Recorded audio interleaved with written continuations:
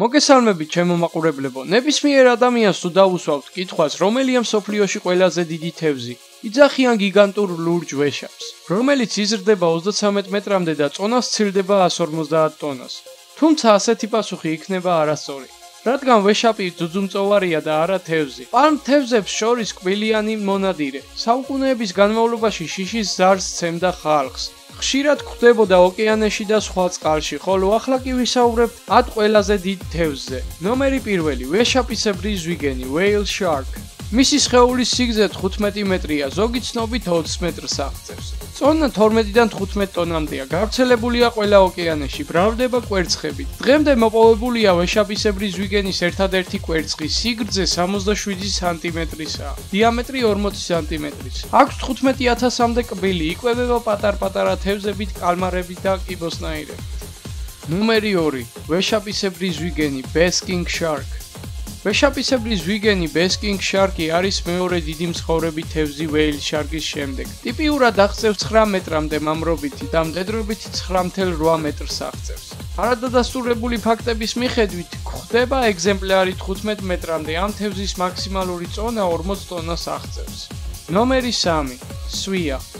თევზის უთხისებრთა ოჯახისა, მისი სხეულის სიგრძე 9 მეტრია, მასა ტონა ნახევარს აღწევს. აქვს უზარმაზარი ნახევარმთვარისებური პირი და ერთმანეთთან შეზრდილი ლაყუჩი საპკები. სვია ბინადრობს კასპიის, შავ, აზოვსა და ადრიატიკის ზღვებში. საქართველოში შავი ზღვის სანაპიროებთან ყველგან გვხვდება. გამსვლელი თევზია, გასამრავლებლად მდინარეებში შედის. იკვებება თევზით. სვიის ქვირითისგან მარცვლოვან ხიზილელას ამზადებენ. სვიის რაოდენობა თანდათან მცირდება, რის გამოც სტარდება ღონისძიებები მისი მარაგის აღსადგენად.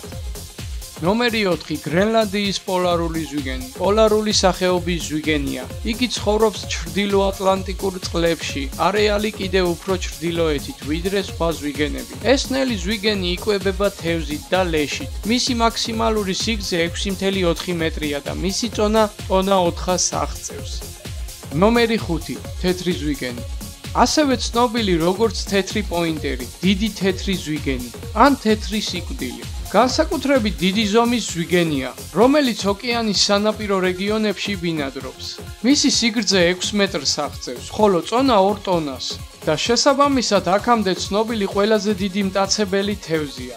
ის უძლეველია და მისთვის ერთადერთი საშიშროებას ადამიანი წარმოადგენს.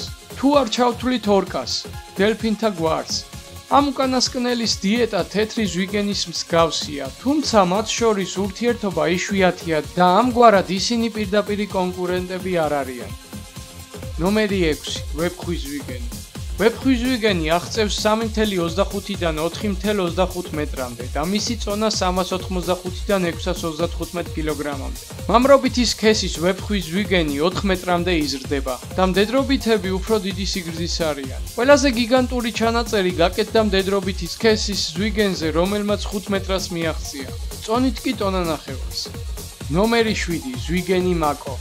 ზვიგენი მაკო არც თუ ისე დიდი სიგრძის ზვიგენია, მისი სიგრძე 3.4 მეტრია და წონა 60-დან 135 კილოგრამამდე. მდედრები უფრო დიდები არიან ვიდრე მამრები. ყველაზე უდიდესი დაფიქსირება მაკოს შესახებ იყო 1991 წელს, რომელიც 1 ტონას აღწევდა წონით და სიგრძით 4 მეტრს. ნომერი 8, მოლიდაე ოკეანის მზის თევზი.